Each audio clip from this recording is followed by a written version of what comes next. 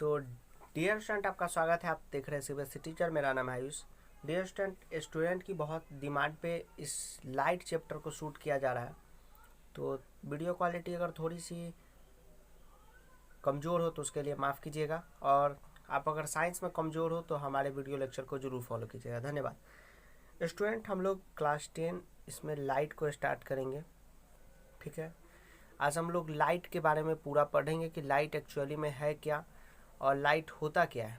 ठीक है, तो सबसे पहले लाइट का हिंदी मीनिंग ही होता है रोशनी। और अपने आसपास किसी भी चीज़ को हम देखते हैं, मतलब मान लो किसी भी चीज़ को आप देखते हो, यानी कहने का अर्थ है कि आप अगर वर्ल्ड को देखते हो, you can see world beautiful because of light. आँख की मदद से तो आप देखती हो, लेकिन अगर लाइट नहीं रहे तो स्टूडेंट आप वर्ल्ड में किसी भी चीज़ को नहीं देख पाएंगे। तो कहने का ये अर्थ है कि हम लोग लाइट की मदद से सब कुछ देखते हैं। Light is needed to see things around us. हमारे लिए लाइट ज़रूरी है। ठीक है, तो लाइट की ये बेसिक सी डिफिनीसन है कि लाइट क्या है। उसके बाद दो और चीज़ समझने की आपको बहुत ज़रूरी है कि हम लोग लुमिनियस ऑब्जेक्ट किसको कहते हैं, और दूसरा नॉन लुमिनियस ऑब्जेक्ट किसको कहते हैं। ठीक है, ये बेसिक सी जानकारी है जो आपने क्लास 8 में पढ़ी होगी, और हमारे वीडियो बनाने का ही लक्ष्य होता है कि अगर आपको बेसिक नहीं पता है तो उसको हम लोग बताएं। लुमिनियस मतलब होता है स्टूडेंट की, जैसे कि मान लो कि ऐसा ऑब्जेक्ट जिसका खुद का लाइट हो, खुद की लाइट की वजह से हम उसको देख रहे हैं। जैसे अगर मैं एक बल्ब यहाँ पे बताऊँ, बल्ब जो होता है, जो कुछ इस प्रकार का होता है, ये ग्लो करता है, तो बल्ब को हम लोग देख रहे हैं क्योंकि उसके पास खुद का लाइट है। हम लोग सन को देख रहे हैं क्योंकि उसके पास खुद का लाइट है। तो इसको हम लोग लुमिनियस ऑब्जेक्ट कहेंगे, जिसके पास खुद का लाइट हो। अब किसी कैंडल को देख रहे हैं, ट्यूब लाइट को देख रहे हैं, टॉर्च को देख रहे हैं, तो उसके पास खुद का लाइट है, तो उसको हम लोग लुमिनियस ऑब्जेक्ट कहेंगे। नॉन लुमिनियस मतलब जिसके पास खुद का लाइट नहीं हो। हम लोग अभी आप पेन और कॉपी लेके बैठे होंगे, तो पेन को देख रहे हैं, कॉपी को देख रहे हैं, तो this is non luminous object. इसके पास खुद का लाइट नहीं है। दिन में अगर इसको हम देख रहे हैं, डे में, तो हम सनलाइट की मदद से देख रहे हैं। रात में भी आप देख रहे हैं तो इसको आप बल्ब की मदद से देख रहे हैं। तो इसी को कहते हैं लुमिनियस ऑब्जेक्ट। और जिसके पास अपना लाइट हो, और नॉन लुमिनियस जिसके पास अपना लाइट नहीं हो। ठीक है, अब डियर स्टूडेंट, आपको दो चीज़ और जानने की आवश्यकता है। पहले चैप्टर को थोड़ा बेसिक से ले रहे हैं, और उसके बाद हम लोग जितनी भी डिटेल है उसको अच्छे से पढ़ेंगे। अब नेचर ऑफ लाइट एक टॉपिक आता है कि लाइट का जो नेचर होता है वो कैसा होता है। नेचर ऑफ लाइट पे बहुत स्टडी हुई है स्टूडेंट। पहले न्यूटन ने बताया कि लाइट जो है एक वेव फॉर्म में है, फिर उस पर बहुत सी स्टडी हुई, मॉडर्न फिजिक्स आई। जब हम हायर क्लास में जाएंगे तो इसके बारे में बहुत डिटेल में हम लोग पढ़ेंगे। तो लाइट के पास एक वेव भी होती है, इलेक्ट्रोमैग्नेटिक वेव, कुछ इस प्रकार की। ये ईएम वेव एक चैप्टर या क्लास 2 में वहाँ पढ़ेंगे। तो ये जान लो कि लाइट जो है वेव फॉर्म में भी है। पार्टिकल थ्योरी के अनुसार लाइट में पार्टिकल है, बहुत सारे पार्टिकल। देखिए, दो थ्योरी आई, सबसे पहले कन्फ्यूजन आप क्लियर कर लो। एक वेव थ्योरी है लाइट की, जिसमें साइंटिस्टों ने बताया कि जो लाइट है वो वेव की तरह चलता है, वेव के पाथ में। लेकिन कुछ साइंटिस्टों ने इसको पार्टिकल थ्योरी का भी नाम दिया कि लाइट पार्टिकल के थ्रू मूव होता है। मतलब जो लाइट जो फैलता है, जैसे कोई बल्ब जला तो ये लाइट फैला। ठीक है, तो लाइट फैला तो ये कैसे फैला, तो साइंटिस्टों का मानना है कि ये पार्टिकल है, पार्टिकल फैलता है। और बहुत सारी जगह लाइट ऐसे जा रहा है, जा रहा है, जा रहा है, जा रहा है, ऐसे रिफ्लेक्ट हो गए। तो उनका मानना है कि कोई ऑब्स्ट्रकल यहाँ पे टकराता है और इससे रिफ्लेक्ट होता है, मतलब ये पार्टिकल है। तो ये अभी अपने आप में भी एक केस स्टडी है। तो light is a wave theory भी लाइट की अलग है, और पार्टिकल थ्योरी भी अलग है। क्लास 10 में इसकी उतनी कोई आवश्यकता नहीं है। ठीक है, अब डियर स्टूडेंट, लाइट को, ये तो लाइट की बेसिक सी बात थी। अब लाइट को हम लोग, जो मुख्यतः हम लोग का क्लास 10 का सिलेबस है उस पर आते हैं। लाइट को दो भागों में बांटा गया है। पहले भाग में हम लोग पढ़ेंगे, यानी पहले पार्ट में पढ़ेंगे रिफ्लेक्शन ऑफ लाइट, और दूसरे पार्ट में हम लोग पढ़ेंगे रिफ्रैक्शन ऑफ लाइट। ठीक है, अब देखो स्टूडेंट, मैं आपको रिफ्लेक्शन ऑफ लाइट समझाता हूँ। मान लो कि ये शीशा है, दिस इज मिरर, और यहाँ से कोई लाइट रे मान लो स्टूडेंट यहाँ पे आया। ठीक है, कोई लाइट रे किसी भी पार्टिकल से आया, यहाँ पे आया। बताता हूँ लाइट रे एक्चुअली में आता कैसे, क्यों आता है, किस लिए आता है, इसके बारे में भी बताऊंगा अभी। पहले ये सिंपल सा आप चीज़ समझो। और रिफ्लेक्ट होके वापस चला गया, मतलब कुछ लाइट रे इस पे ऐसे आया और रिफ्लेक्ट होके ऐसे वापस चला गया, उसको हम लोग कहेंगे रिफ्लेक्शन ऑफ लाइट। ठीक है, रिफ्रैक्शन क्या होता है स्टूडेंट कि जस्ट इमेजिन कि कोई लाइट रे आया और वो सीधा चल गया, उसके आर पार हो गया। अब देखेंगे जो पतले कपड़े होते हैं उसमें अगर किसी लाइट रे को आप डालो तो वो आर पार हो जाते हैं, तो उसको हम लोग रिफ्रैक्शन ऑफ लाइट कहेंगे। ठीक है, तो ये सब तो एक बेसिक जानकारी थी, और उसके बाद थोड़ा हम लोग अभी बेसिक में ही चल रहे हैं, अभी चैप्टर के अंदर में हम लोग गए नहीं हैं। उसके बाद स्टूडेंट सबसे पहले आपको जानना जरूरी है कि प्लेन मिरर क्या होता है, क्योंकि सारी कहानी इसी में हमको पढ़नी है।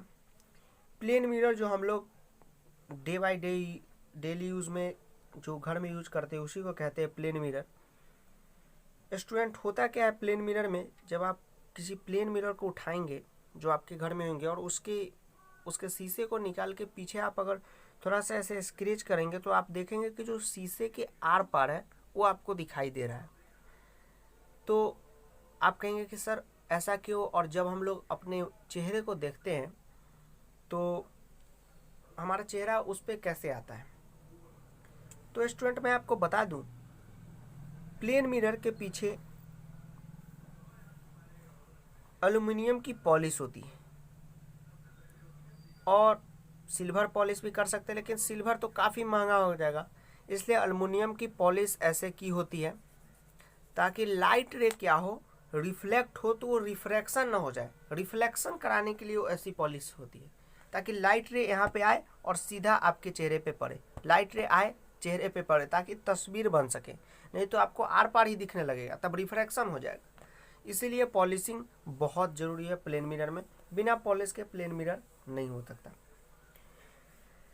अब डियर स्टूडेंट आपको इस चैप्टर में कुछ बेसिक चीज़ आपको बता दूं, जैसे ये एक मिरर का प्लेन मिरर तो 3D में होता है, तो उसको हम लोग तो यहाँ पे बहुत जगह डिनोट करने में दिक्कत होती है, तो हम लोगों ने ऐसे माना कि ये प्लेन मिरर है और इसके पीछे ये ऐसे ऐसे करने का मतलब है कि हमने इसके पीछे पॉलिशिंग कर दी है। ठीक है, इसके पीछे हमने पॉलिशिंग कर दी, ये पॉलिश हो गया, तो लाइट रे ऐसे आया, रिफ्लेक्ट हुआ। एक्चुअली में स्टूडेंट होता क्या है सो आपको मैं बताता हूँ। ये प्लेन मिरर है और ये करना मिरर में बहुत जरूरी है। अगर आप एग्जाम में ऐसे ये पॉलिश होता है, ठीक है, इसको करना बहुत जरूरी है, नहीं करते तो आपके नंबर काट लिए जाते हैं। तो मान लो कोई यहाँ पे ऑब्जेक्ट है, ठीक है, तो वो ऑब्जेक्ट को हम लोग देख पाते हैं, मतलब जैसे आप आईने के सामने खड़े होते हैं तो आप देखेंगे कि अगर आपके पीछे एक फ़ोटो फ्रेम है तो वो भी दिखता है। क्यों दिखता है, तो देखो ये जो फोटो फ्रेम है ये एक लाइट पार्टिकल इस पे भेजता है, लाइट रे। स्टूडेंट आपको मैं बता दूं, आपका एक क्वेश्चन होगा कि सर यहाँ पे लाइट रे इसी पे क्यों आया, लाइट रे इधर क्यों नहीं गया, इधर क्यों नहीं गया, इधर क्यों नहीं गया, इधर क्यों नहीं गया, क्यों नहीं गया। तो स्टूडेंट मैं बता दूं, कोई भी ऑब्जेक्ट होता है, अभी आप ही घर में बैठे हो तो आपको तो चारों तरफ से देखा जा सकता है। इसका मतलब है कि आप लाइट रे अपने से चारों तरफ निकाल रहे हो, आप लुमिनियस ऑब्जेक्ट नहीं हो लेकिन दूसरे की मदद से लाइट ले रहे हो। तो ये भी ऑब्जेक्ट का लाइट चारों तरफ निकलता है, तो इधर भी निकलेगा, तो हम लोग उसको नहीं लेके जस्ट इमेजिन करते हैं कि लाइट रे तो चारों तरफ निकलेगा, मतलब एक लाइट रे ऐसे भी आएगा, तो ये तुरंत रिफ्लेक्ट होके आपको दिखता है, इसलिए ये ऑब्जेक्ट आपको दिख जाता है। तो ये प्लेन मिरर है, ये प्लेन मिरर की कहानी है। अब बहुत इम्पोर्टेंट मैं बताता हूँ, जैसे आपको ये आप है मान लो,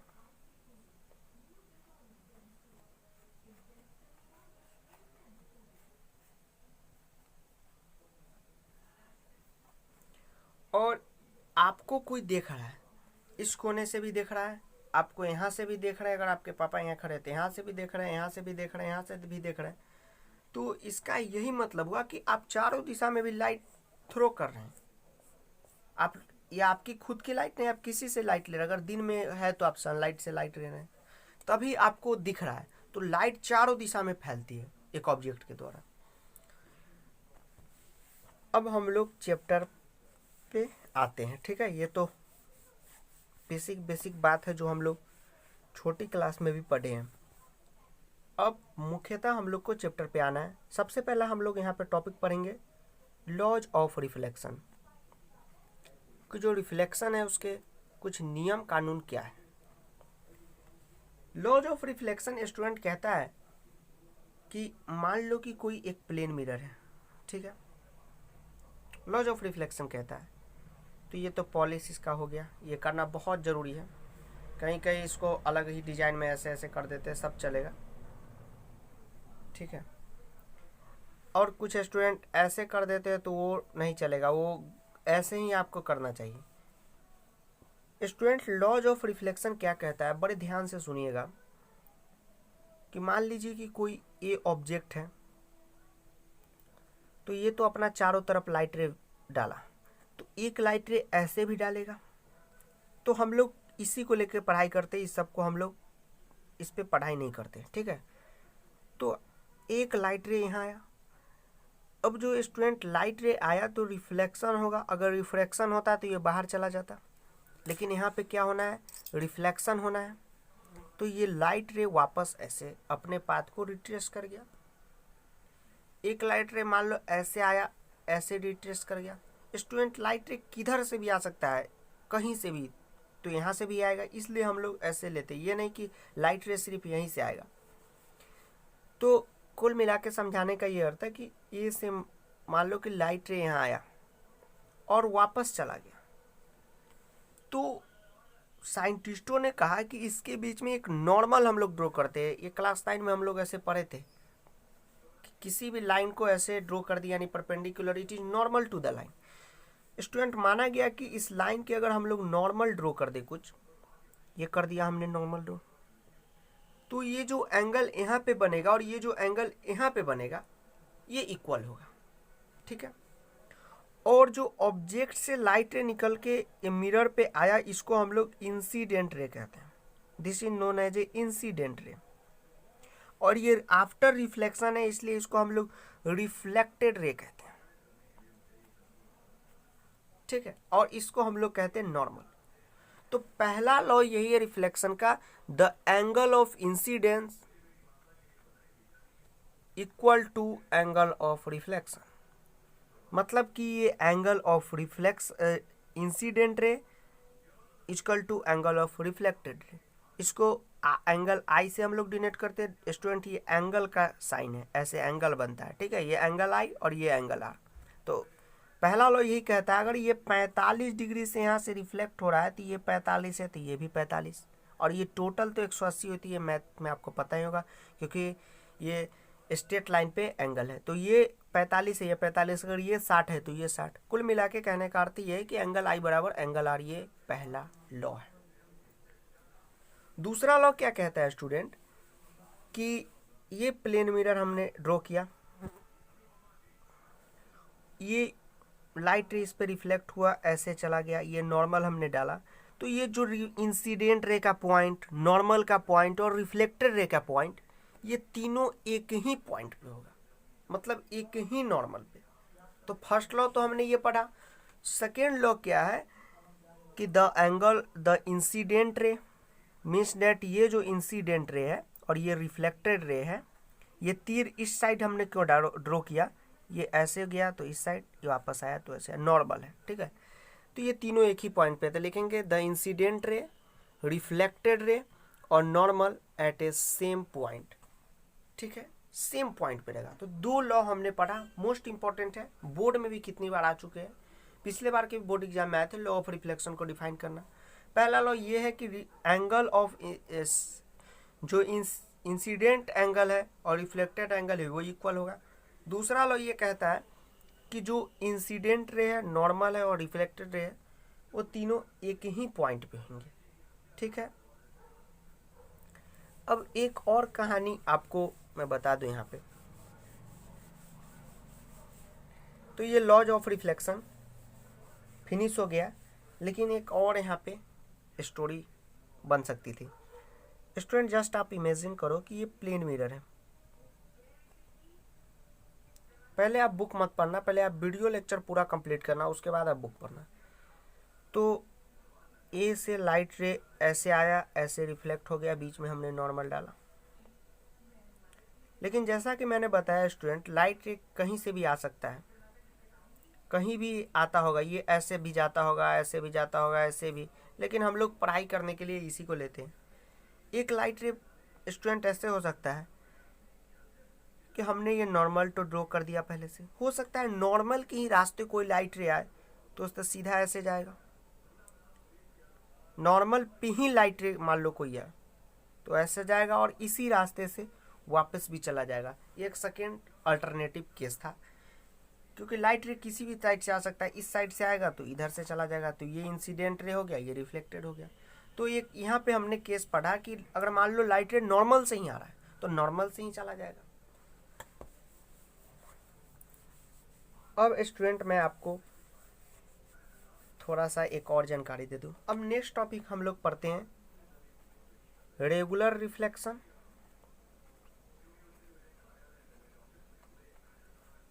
और इरेगुलर रिफ्लेक्शन।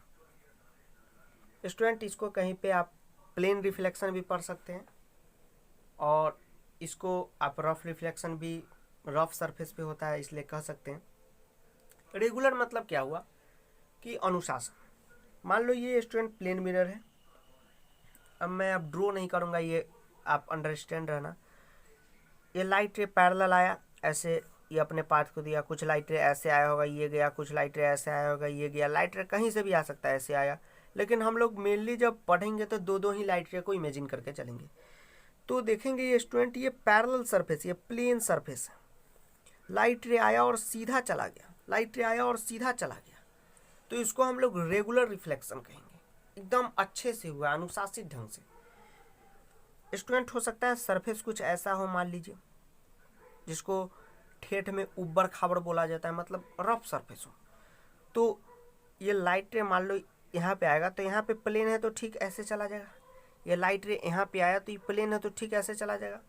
लेकिन स्टूडेंट अगर रफ सरफेस पे यहीं से कोई लाइट रे आए तो ये तो ऐसे नहीं जाएगा, ये तो कहीं घूम जाएगा, ये तो कहीं घूम जाएगा, इसका कोई ठिकाना नहीं है।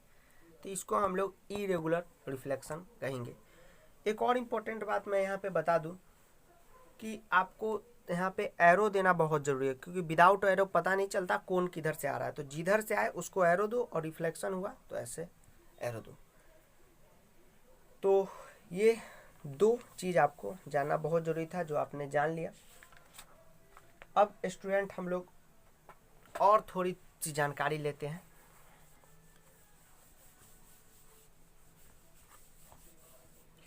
अब आप जान लो कि ऑब्जेक्ट किसको कहते हैं और इमेज किसको कहते हैं। ऑब्जेक्ट ऐसे चीज को कहते हैं जिससे लाइट रे आती है। जस्ट इमेजिन करो ये मार्कर है तो ये एक ऑब्जेक्ट हो गया, इसी से लाइट रे आएगी तो इसका इमेज बनेगा। तो इमेज और ऑब्जेक्ट में यही अंतर है कि ऑब्जेक्ट से लाइट रे निकलता है, मतलब कि anything which give out light रे देता है। कोई भी ऑब्जेक्ट को आप देखते हैं, इसका मतलब कि वो लाइट रे निकाल रहा है अपने अंदर से। ये इसका लाइट रे नहीं हो सकता है। अभी इसको रात में आप देख पा रहे हैं तो ये बल्ब की रोशनी लेके आपकी आंखों पे ये लाइट रे रिफ्लेक्शन कर रहा है, तभी आप इसको देख पा रहे हो। तो ये ऑब्जेक्ट हो गया जो लाइट रे को अपने से निकालता है, this is known as object. और इसी का इमेज अभी कैमरे पे बन रहा है तो इसको हम लोग इमेज कहेंगे। तो ऑब्जेक्ट और इमेज में यही अंतर है, ऑब्जेक्ट जो लाइट रे देता है और इमेज जो इसका इमेज फॉर्मेशन होता है। ठीक है, अब स्टूडेंट मैं बता दूं कि इमेज क्या है। तो एक ऑप्टिकल अपीयरेंस है, जो लाइट रे जब ऑब्जेक्ट से आता है तो ये रिफ्लेक्शन होकर मिरर पे इसका फॉर्मेशन होता है, चित्र का। इमेज की भी स्टूडेंट दो टाइप है, एक रियल इमेज, एक वर्चुअल इमेज। स्टूडेंट ऐसे इमेज जिसको हम लोग स्क्रीन पे ऑब्टेन कर सकें, this is known as a real image. जैसे मान लो कि एक स्मार्टफोन का ये स्क्रीन है और यहाँ पे आपने कोई अपनी चित्र खींच ली कैमरे से, तो ये रियल इमेज है, क्योंकि इसको आप स्क्रीन पे ऑब्टेन करके रख सकते हैं। मान लो ये फ़ोटो हमने खींचा, आपको दिखाया, देखिए कितना अच्छा फ़ोटो है, बताइए, दोस्तों को दिखाया, मतलब स्क्रीन पे वो ऑब्टेन है, उसको हम लोग रियल इमेज कहेंगे। वर्चुअल इमेज जिसको हम लोग स्क्रीन पे ऑब्टेन नहीं कर सकते हैं। स्क्रीन पे ऑब्टेन नहीं करने का कहने का अर्थ ये है कि मान लो कि कोई, जैसे ये कोई आईना है, ठीक है, और इस पे हमने अपना फोटो देखा और कहा देखिए मेरा फोटो कितना सुंदर है, ऐसा कह सकते नहीं, तब तो मेरा फोटो ही चला जाएगा। तो वो वर्चुअल इमेज जो मिरर पे बनता है, वर्चुअल इमेज, अभी आईने में दिख रहा है मेरा शक्ल बहुत अच्छा दिख रहा है, और फिर मैं आपको दिखाऊँ कि देखिए कितना अच्छा दिख रहा है, बताइए, तो आप क्या कहेंगे कि सर इसमें तो मेरा शक्ल दिख रहा है। तो ये वर्चुअल इमेज जो बार बार बदलता है, जिसको हम लोग स्क्रीन पे ऑब्टेन नहीं कर सके। ठीक है स्टूडेंट, तो 21 मिनट की वीडियो बन चुकी है, तो इसको मैं स्टार्टिंग नहीं कहूँगा चैप्टर की, ये बेसिक बातें थी जो आपको पता होनी चाहिए, जो सिलेबस में भी है। This is a basic thing, you must know about that. तो बहुत अच्छा लगा वीडियो बना के, तो आप चैनल को सब्सक्राइब और बेल नोटिफिकेशन जरूर दबा दीजिएगा। पार्ट 2 में हम फॉर्मेशन ऑफ प्लेन मिरर और आगे की कहानी पढ़ेंगे, न्यूमेरिकल भी भर भर के करेंगे। वीडियो देखने के लिए आपका बहुत बहुत धन्यवाद।